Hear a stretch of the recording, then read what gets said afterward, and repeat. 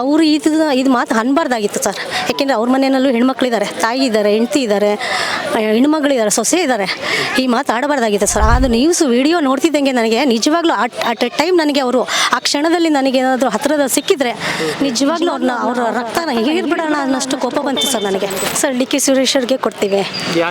ಯಾಕೆ ಅಂತಂದರೆ ನಾನೊಬ್ಳು ವಿಡೋ, ಆದರೆ ಈಗ ನನಗೆ ಹಸ್ಬೆಂಡ್ ಇಲ್ಲ, ನನಗೆ ಗಂಡು ಮಕ್ಕಳಿಲ್ಲ, ಇಬ್ಬರು ಹೆಣ್ಮಕ್ಳಿದ್ರು ಮದುವೆ ಮಾಡಿ ಕಳಿಸಿದ್ದೀವಿ. ನನ್ನ ಜೀವನ ರೂಪಿಸ್ಕೊಳ್ಳಿಕ್ಕೆ ನನ್ನ ಹತ್ರ ನನಗೆ ಯಾವುದೇ ಆದಂಥ, ನಾನು ಎಜುಕೇಟೆಡು, ಸೊ ನನಗೆ ಯಾವುದೇ ಕೆಲಸ ಇಲ್ಲ. ಹಾಗಾಗಿ ನನಗೆ ದುಡಿದು ತಂದುಕೊಡೋರು ಯಾರಿಲ್ಲ.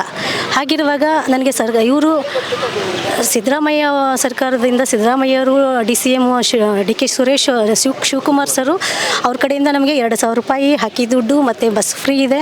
ಸೊ ಗ್ಯಾರಂಟಿಗಳೆಲ್ಲ ಇರೋದ್ರಿಂದ ನನಗೆ ಎಷ್ಟು ಅನುಕೂಲ ಆಗ್ತಾ ಇದೆ ಗೊತ್ತಾ. ಒಬ್ಬರದ್ರ ಕೈ ಒಡ್ಡಿ ಬೇಡೋ ಸ್ಥಿತಿ ನನಗಿಲ್ಲ. ಒಬ್ಬರತ್ರ ಕೈ ಒಡ್ಡಿ ಬೇಡೋ ಸ್ಥಿತಿ ಇಲ್ಲದಂಗೆ ಮಾಡಿದ್ದಾರೆ. ನಾವು ಉಪ್ಪುಂಡವ್ರನ್ನ ಮುಪ್ಪಿಗಂಟ ನೆನೆಸ್ಕೋಬೇಕು ಅಂತ ಹೇಳ್ತಾರೆ, ಹಿಂದೆ ಹಿರಿಯರು ಹೇಳ್ತಿದ್ರು. ಆದರೆ ಅವ್ರ ಋಣನ ನಾವು ತೀರಿಸಬೇಕು ಸರ್. ಇಲ್ಲಾಂದರೆ ಜನ್ಮಾಂತರಕ್ಕೂ ನಾವು ಈ ಋಣನ ಹೊತ್ಕೊಂಡು ಸಾಲ ತೀರಿಸ್ಬೇಕಾಗತ್ತೆ. ಅವ್ರ ಸಾಲನ ನಾವು ತೀರಿಸ್ಬೇಕಾಗತ್ತೆ ಮುಂದಿನ ಜನ್ಮದಲ್ಲಿ.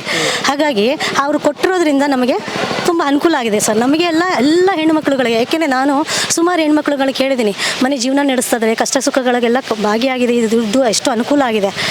ಅವ್ರ ಸಂಘ ಸಂಸ್ಥೆಗಳು ಮಕ್ಕಳಿಗೆ ಊಟ ತಿಂಡಿಗಳಿಗೆ, ಆ ಮಕ್ಕಳಿಗೆ ಓದಿಸೋಕ್ಕೆ, ಬುಕ್ಕು ಪೆನ್ನು ತೊಗೊಳ್ಳಿಕ್ಕೆ ಎಲ್ಲದಕ್ಕೂ ಅನುಕೂಲ ಆಗಿದೆ. ಹಾಗಾಗಿ ನಾನು ಒಬ್ಬಳು ಸಾಮಾನ್ಯ ಮನುಷ್ಯಳೇ ಆಗಿ ನನಗೆ ಎಷ್ಟು ಅನುಕೂಲ ಆಗಿರುವಾಗ ಇನ್ನು ತುಂಬ ಹಳ್ಳಿ ಜನಗಳಿಗೆ ಎಷ್ಟು ಅನುಕೂಲ ಆಗಿದೆ ನೀವು ಯೋಚನೆ ಮಾಡಿ ಸರ್. ಖಂಡಿತ ಹೆಲ್ಪ್ ಆಗಿದೆ, 100% ಹೆಲ್ಪ್ ಆಗಿದೆ ಸರ್. ಇನ್ನೊಂದು ಈಗ ಕುಮಾರಸ್ವಾಮಿ ಅವರ ಒಂದು ಸ್ಟೇಟ್ಮೆಂಟ್, ಏನು ಗ್ಯಾರಂಟಿ ಯೋಜನೆಗಳಲ್ಲಿ ಹೆಣ್ಮಕ್ಳು ದಾರಿ ತಪ್ಪಿದ್ದಾರೆ ಅಂತೇಳಿ ಏನು ಹೇಳ್ತೀರಿ ಇದ್ರ ಬಗ್ಗೆ ಸರ್? ಈ ಮಾತು ಅವ್ರದ್ದು ನಾನು ನೋಡಿದೆ, ವಿಡಿಯೋ ನೋಡಿದೆ ಅವ್ರದ್ದು. ಅವರು ಇದು ಮಾತು ಅನ್ಬಾರ್ದಾಗಿತ್ತು ಸರ್. ಯಾಕೆಂದರೆ ಅವ್ರ ಮನೆಯಲ್ಲೂ ಹೆಣ್ಮಕ್ಳಿದ್ದಾರೆ, ತಾಯಿ ಇದ್ದಾರೆ, ಹೆಂಡತಿ ಇದ್ದಾರೆ, ಹೆಣ್ಮಗಳಿದ್ದಾರೆ, ಸೊಸೆ ಇದ್ದಾರೆ. ಈ ಮಾತು ಆಡಬಾರ್ದಾಗಿತ್ತು ಸರ್. ಅದು ನ್ಯೂಸ್ ವಿಡಿಯೋ ನೋಡ್ತಿದ್ದಂಗೆ ನನಗೆ ನಿಜವಾಗ್ಲೂ ಅಟ್ ಎ ಟೈಮ್ ನನಗೆ ಅವರು ಆ ಕ್ಷಣದಲ್ಲಿ ನನಗೆ ಏನಾದರೂ ಹತ್ತಿರದಲ್ಲಿ ಸಿಕ್ಕಿದ್ರೆ ನಿಜವಾಗ್ಲೂ ಅವರ ರಕ್ತನ ಹೀರ್ಬಿಡೋಣ ಅನ್ನೋಷ್ಟು ಕೋಪ ಬಂತು ಸರ್ ನನಗೆ. ಯಾಕೆಂದರೆ ನಾನು 50 ವರ್ಷದ ಮಹಿಳೆ. ನಾನು ಇಷ್ಟು ವರ್ಷ ಮಾಡದೇ ಇರೋ ತಪ್ಪನ್ನ ಇವತ್ತು ಗ್ಯಾರಂಟಿನ ಕೊಟ್ಟಿದ್ದಾರೆ ಅಂದ ಕ್ಷಣಕ್ಕೆ ಅಡ್ಡದಾರಿ ಹಿಡಿದು ಬಿಡ್ತಾರೆ. ಹಳ್ಳಿ ಹೆಣ್ಮಕ್ಳುಗಳು ಅಡ್ಡದಾರಿ ಹಿಡಿದು ಬಿಡ್ತಾರೆ ಸರ್.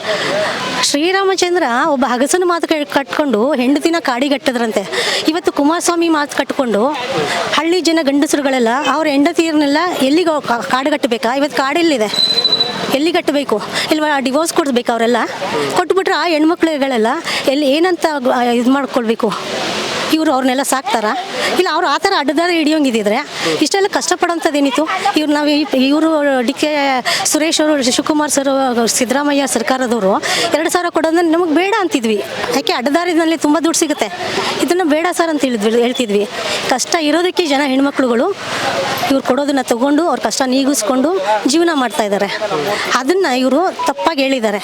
ಈಗ ಒಬ್ಬ ಹಗಸಂಗೂ ಒಬ್ಬ ಒಬ್ಬ ಶಾಸಕ ಕುಮಾರಸ್ವಾಮಿ ಅವರಿಗೂ ಇರೋ ವ್ಯತ್ಯಾಸ ಏನು ಬಂತು ಸರ್? ಒಬ್ಬ ಹಗಸ ಅವನೇಬ ಅನ್ಎಜುಕೇಟೆಡ್ ಏನೋ ಅಂದಿರ್ಬೋದು ಅನ್ಕೋಬೋದಾಗ ಆತ ಶ್ರೀರಾಮನೇ ಬುದ್ಧಿವಂತ ಆದ್ರೂ ಕೂಡ ಹೆಂಡ್ತಿನ ಕಾಡುಗಟ್ಬಿಟ್ರು. ಅವ್ರ ಮಾತು ಹೇಳ್ಕೊಂಡು ಪ್ರಜೆಗಳಿಗೋಸ್ಕರ ಅವ್ರು ಮಾಡಿದ್ರು, ಅವರು ಪ್ರಜೆಗಳಿಗೋಸ್ಕರ ಹಂಗೆ ಮಾಡಿದ್ರು ಶ್ರೀರಾಮಚಂದ್ರ ಅವರು. ಆದರೆ ಕುಮಾರಸ್ವಾಮಿ ಅವರು ಪ್ರಜೆಗಳನ್ನೇ ಹಾಳು ಮಾಡೋಕ್ಕೆ ಎಲ್ಲ ಗಂಡಸರುಗಳಿಗೂ ಹೇಳಿ ಅವ್ರನ್ನ ಅಡ್ಡದಾರಿ ಹೆಂಡತಿಯನ್ನು ಬಿಟ್ಬಿಡ್ಬೇಕು ಅನ್ನೋ ಅರ್ಥದಲ್ಲೇ ಅವ್ರು ಹೇಳಿದ್ದಾರೆ. ಈ ಮಾತು ಅವ್ರು ವಾಪಸ್ ತಗೊಳ್ಳೇಬೇಕು. ಒಂದು ಹೆಣ್ಣು ಮಕ್ಕಳ ಹತ್ರನೂ ಅವರು ಒಂದು ಸಾರಿ ಕೇಳಬೇಕು ಸರ್. ಇಲ್ಲಾಂದರೆ ಅವ್ರ ಶಾಸಕರ ವೃತ್ತಿಗೆ ಅವರು ರಾಜೀನಾಮೆ ಕೊಡಬೇಕು. ಇನ್ನು ಯಾವ ಹೆಣ್ಮಕ್ಳು ಅವ್ರಿಗೆ ಓಟ್ ಹಾಕಿ ಗೆಲ್ಲಿಸ್ತಾರೆ ಸರ್ ಹೇಳಿ? ಇಷ್ಟು ದಿನ ಎಲ್ಲರೂ ಕುಮಾರಣ್ಣ ಅಂತಿದ್ರು. ಯಾಕೆ? ಅವರೊಬ್ಬ ಅಣ್ಣನ ಸ್ಥಾನದಲ್ಲಿ ಇಟ್ಕೊಂಡು ಮಾತಾಡ್ತಿದ್ರು. ಯಾಕೆಂದರೆ ಅವರು ಅಳ್ತಿದ್ರು. ಎಲ್ಲಿ ಓಟ್ ಕೇಳಕ್ಕೆ ಬಂದರೆ ಏನು ಮಾಡಿದ್ರು ಅಳ್ತ್ಕೊಂಡು ಓಟ್ ಕೇಳ್ತಿದ್ರು. ಅವರು ಆ ಕಣ್ಣೀರಿಗೆ ಮರುಗಿ ಹೆಣ್ಮಕ್ಳುಗಳಿಗೆ ಹೆಂಗರಳು ಅಂತಾರೆ. ಆ ಹೆಣ್ಮಕ್ಳುಗಳು ಹೆಂಗರಳಿರೋರು ಕರಗಿ ಇವ್ರಿಗೆ ಓಟ್ ಹಾಕಿ ಗೆಲ್ಲಿಸಿದ್ದಾರೆ. ಆ ನಿಯತ್ತಾದರೂ ಅವ್ರಿಗೆ ಇರಬೇಕಿತ್ತು ಸರ್. ಆಯಿತು, ಗೆದ್ದು ಹೋದ್ರಲ್ವ, ಶಾಸಕರಾದ್ರಲ್ವ ಚನ್ನಪಟ್ಟಣಕ್ಕೆ ಬಂದು ಒಂದು ಸರಿ ಯಾರು ಗೆದ್ದ ಮೇಲೆ ನಾನು ಏನು ಮಾಡಬೇಕು, ನಿಮ್ಗೆ ಏನು ಕಷ್ಟ ಇದೆ ಹೇಳಿ, ನಿಮ್ಮ ಕುಂದುಕೊರತೆಗಳನ್ನ ನಾನು ನೀಗಿಸ್ತೀನಿ ಏನು ಹೇಳಿ ಅಂತ ನಾನು ಕೇಳಿದಾರ? ಗೆದ್ದರು, ಅವ್ರ ಅನುಕೂಲಕ್ಕೆ ಮಾಡಿಕೊಂಡ್ರು, ಅವ್ರ ಮನೆ ಸೇರಿಕೊಂಡ್ರು. ಈಗ ಅವರು ಅಪಪ್ರಚಾರ ಬೇರೆ ಹಳ್ಳಿ ಜನ ಹೆಣ್ಣುಮಕ್ಳುಗಳ ಮೇಲೆ ಹೇಳ್ತಾವ್ರೆ. ಎಲ್ಲ ಹಳ್ಳಿ ಜನ ಹೆಣ್ಣುಮಕ್ಳುಗಳು ಒಟ್ಟಿಗೆ ಸೇರಿಕೊಂಡ್ರೆ ಅವ್ರ ಕತೆ ಏನಾಗ್ಬೋದು? ಇದಕ್ಕೆ ಉತ್ತರ ಅವ್ರು ಕೊಡಲೇಬೇಕು ಸರ್. ಈಗ 10 ವರ್ಷದ BJP ಆಡಳಿತ ನೋಡಿದ್ರಿ, ಏನು ಹೇಳಿದ್ರು ಏನು ಮಾಡಿದ್ರು ಮೋದಿ? ಏನು ಹೇಳಿದ್ರು? ಅವ್ರು ಹೇಳಿದ್ದೇ ಬೇರೆ, ಮಾಡಿದ್ದೇ ಬೇರೆ. ನುಡಿದಂತೆ ನಡ್ಕೊಂಡಿದ್ದು ಕಾಂಗ್ರೆಸ್ ಸರ್ಕಾರ ಅಂತ ನಾನು ಹೇಳ್ತೀನಿ. ನಾನೊಬ್ಳು ಸಾಮಾನ್ಯ ಮಹಿಳೆಯಾಗಿ ಹೇಳ್ತಾ ಇದ್ದೀನಿ. ನುಡಿದಂತೆ ನಡ್ಕೊಂಡಿದ್ದು ಕಾಂಗ್ರೆಸ್ ಸರ್ಕಾರ. ಆದರೆ ಇವಾಗ ಇವರು ಬಿ ಜೆ ಪಿಯವ್ರು ಏನು ಮಾಡಿದ್ರು, ಜೀರೋ ಅಕೌಂಟ್ ಮಾಡ್ಕೊಳ್ಳಿ, ನಾನು ನಿಮಗೆ 15 ಲಕ್ಷ ಹಾಕ್ತೀನಿ, ಪ್ರತಿಯೊಬ್ಬರಿಗೂ ಹಾಕ್ತೀನಿ ಅಂತ ಅಂದ್ಬಿಟ್ಟು ಜನಗಳಿಗೆ ಆಸೆ ಹುಟ್ಟಿಸಿದ್ರು. ಊಟ ತಿಂಡಿ ಮಾಡ್ದೇನೆ ಅವರು ಬ್ಯಾಂಕ್ಗಳಲ್ಲಿ ರಶ್ಶು ಅಂತ ಕಡೆ ಹೋಗಿ ಅಕೌಂಟ್ ಓಪನ್ ಮಾಡಿಸಿಬಿಟ್ಟು ಎಲ್ಲ ಬಂತು ಅಂದರೆ ಅವರಿಗೆ ಒಂದು 100 ರೂಪಾಯಿ ಕೂಡ ಬರಲಿಲ್ಲ. ಇನ್ನು 15 ಲಕ್ಷ ಎಲ್ಲಿ ಬಂತು ಸರ್? ಇನ್ನೊಂದು ಸರ್ಕಾರದವರು ಮೋದಿಯವರೇನೆ ನಾವು 15 ಲಕ್ಷ ಹಾಕ್ತೀವಿ ಅಂತಂದರೆ 15 ಲಕ್ಷದಲ್ಲಿ ಎಷ್ಟೋ ಜನ ಬಡ ಕುಟುಂಬಗಳು ಜೀವನನೇ ಇದು ಮಾಡ್ಕೊಂಬಿಡೋರು, ಕಷ್ಟನೇ ನೀಗಿಸ್ಕೊಂಬಿಡೋರು. ಅದು ಮಾಡಲಿಲ್ಲ. ಪೆಟ್ರೋಲು ಡೀಸೆಲು ರೇಟ್ ಜಾಸ್ತಿ ಮಾಡಿದ್ರು. ಗ್ಯಾಸ್ ಸಿಲಿಂಡ್ರ್ ಮನೇಲಿ ಒಲೆನಲ್ಲಿ ಅಡುಗೆ ಮಾಡ್ತಿದ್ರು ಹಳ್ಳಿ ಜನ ಹೆಣ್ಮಕ್ಳುಗಳು. ಹೆಂಗೋ ಸೌದೆ ಅವ್ರಿಗೆ ಹಂಗಾದ್ರೂ ಕೆಲಸ ಟೈಮ್ ಪಾಸ್ ಆಗ್ತಿತ್ತು. ಸೌದೆ ಎತ್ಕೊಂಡು ಬಂದು ಒಲೆನಲ್ಲಿ ಅಡುಗೆ ಮಾಡ್ತಿದ್ರು. ಅದನ್ನು ತಪ್ಪಿಸ್ತವರು ಫ್ರೀ ಗ್ಯಾಸ್ ಕೊಡ್ತೀವಿ, ಫ್ರೀ ಒಲೆ ಕೊಡ್ತೀವಿ ಅಂತ ಮಾಡಿಬಿಟ್ರು. ಕೊನೆಗೆ ಇವತ್ತು ಇದು ಗ್ಯಾಸ್ ಬೆಲೆ ಗಗನಕ್ಕೇರಿ ಕೂತಿದೆ. ಅಷ್ಟು ದುಡ್ಡು ಕೊಟ್ಟು ಕೊಂಡ್ಕೊಳ್ಳೋಕ್ಕಾಗ್ತಾ ಇಲ್ಲ ಜನಗಳಿಗೆ. ಈಗ ಮೋದಿ ನಮ್ಮ ಹತ್ರ ನೇರವಾಗಿ ಬರ್ತಾ ಇಲ್ಲ ಮಾತಾಡಲಿಕ್ಕೆ. ಹಳ್ಳಿ ಜನಗಳಿಗೆ ಮಾತಾಡೋಕ್ಕೆ ಅವ್ರಿಗೆ ಹಿಂದಿ ಮಾತಾಡೋದು, ಅವ್ರಿಗೆ ಕನ್ನಡ ಬರಲ್ಲ, ನಮಗೆ ಹಿಂದಿ ಬರಲ್ಲ. ಹಾಗಾಗಿ ಏನಂತ ಬೈಯೋದು ಅವ್ರಿಗೆ? ನೀವೇನು ಬೋದು ನನಗೇನು ಅರ್ಥ ಆಗಿಲ್ಲ ಅಂದ್ಬಿಟ್ಟು ಉಫ್ ಅಂದ್ಕೊಂಡು ಹೊಟ್ಟೋಗ್ತಾರೆ. ಇದು ಅವ್ರು ಮಾಡಿದ್ದು, ಬಿ ಜೆ ಪಿ ಸರ್ಕಾರ ಮಾಡಿದ್ದು ಇದು ತಪ್ಪು. ಒಂದು ಈಗ ಇಷ್ಟು ಗಗನಕ್ಕೇರ್ತಾ ಇದೆಯಲ್ಲ ಎಲ್ಲ ಬೆಲೆಗಳು. ಈಗ ಸರ್ಕಾರಿ ಕೆಲಸದಲ್ಲಿರೋರು ಜೀವನ ಮಾಡ್ಕೊಳ್ತಾರೆ ಸರ್, ಸಂಬಳ ಅವ್ರಿಗೂ ಜಾಸ್ತಿ ಮಾಡ್ತಾರೆ. ನಾವು ಓದಿದ್ದೀವಿ, ನಮಗೂ ಒಂದು ಕೆಲಸ ಕೊಡಿಸ್ಲಿ, ಓದಿರೋ ವಿದ್ಯಾವಂತರುಗಳಿಗೆಲ್ಲ ಕೆಲಸ ಕೊಡಿಸ್ಲಿ, ನಾವು ಹಾಗೆ ಜೀವನ ಮಾಡ್ಬೋದು. ಏನೂ ಇಲ್ಲದೆ ಇರೋಂಥ ಹಳ್ಳಿ ಜೀವನ, ಕೂಲಿ ಕೆಲಸ ಮಾಡಿಕೊಂಡು ಜೀವನ ಮಾಡೋಂಥವ್ರು ಹೇಗೆ ಮಾಡಬೇಕು? ಹಾಂ, ಇವತ್ತು ನಾನು ಡಬಲ್ ಡಿಗ್ರಿ ಮಾಡಿದ್ದೀನಿ, MA ಇನ್ ಪೊಲಿಟಿಕಲ್ ಸೈನ್ಸ್ ಮಾಡಿದ್ದೀನಿ, 50 ವರ್ಷ. ನನಗೀಗ ಯಾರು ಕೆಲಸ ಕೊಡಲ್ಲ. ಈಗ ನಾನು ಜೀವನ ಹೇಗೆ ಮಾಡಬೇಕು? ಹಾಂ, ಇವತ್ತು ಸಿದ್ದರಾಮಯ್ಯನ ಸರ್ಕಾರದವರು 2,000 ಕೊಡ್ತಾ ಇದ್ದಾರೆ, ಅಕ್ಕಿ ದುಡ್ಡು ಕೊಡ್ತಾ ಇದ್ದಾರೆ, ಬಸ್ ಫ್ರೀ ಇದೆ. ಒಂದೊಂದು ಟೈಮಲ್ಲಿ ನನಗೆ ಕೂಡ ಬಸ್ ಚಾರ್ಜು ಕೊಡೋಕ್ಕೂ ಕಮ್ಮಿ ಇಲ್ಲ, ನನ್ನ ಹತ್ರ ದುಡ್ಡಿಲ್ಲ. ಯಾಕೆಂದರೆ ನನಗೆ ಗಂಡ ಇಲ್ಲ, ಗಂಡು ಮಕ್ಕಳು ಅಂತ ಇಲ್ಲವೇ ಇಲ್ಲ. ಹೆಣ್ಮಕ್ಳು ಮದುವೆ ಮಾಡಿ ಕಳಿಸಿದ್ದೀನಿ. ನಂದು ಒಂಟಿ ಜೀವನ. ಒಂದೊಂದು ಟೈಮ್ ಊಟಕ್ಕೂ ತೊಂದರೆ ಆಗಿದೆ. ನಾನು ಹಸ್ಕೊಂಡಿದ್ದೀನಿ ಎಷ್ಟೋ ಟೈಮು. ಹಾಗಿರುವಾಗ ಯಾರು ಕೇಳಿದರು? ಕುಮಾರಣ್ಣ ಅಂತಿದ್ವಲ್ಲ, ಇವ್ರು ಬಂದು ಕೇಳಿದಾರಾ?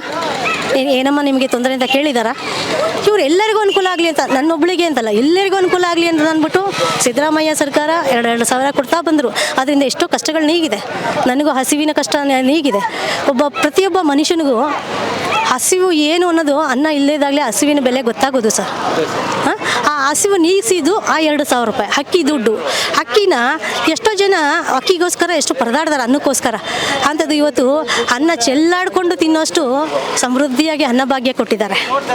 ಇದನ್ನು ನಾವು ಉಪಯೋಗಿಸ್ಕೊಂಡು ಅನ್ನ ತಿನ್ನೋ ಬಾಯಲ್ಲಿ ಬೇರೆ ಮಾತಾಡಬಾರ್ದು ಸರ್. ಆದರೆ ಕುಮಾರಸ್ವಾಮಿ ಹೇಳಿರೋ ಮಾತು ಖಂಡಿಸ್ತೀನಿ. ಇದು ಅವ್ರು ಬಂದು ಪ್ರತಿಯೊಂದು ಹೆಣ್ಮಗಳ ಹತ್ರನೂ ಎಲ್ಲರೂ ಒಂದು ಕಡೆ ಸಭೆ ಸೇರಿಸಿ ಸಾರಿ ಕೇಳಬೇಕು ಸರ್ ಅವರು. ನನ್ನ ಹೆಸರು ಪದ್ಮಾವತಿ. ಕೋಡಿಪುರ ಸರ್ ನಮ್ಮದು. ಹಾಂ, ಚನ್ನಪಟ್ಟಣ ತಾಲೂಕು ಕೋಡಿಪುರ.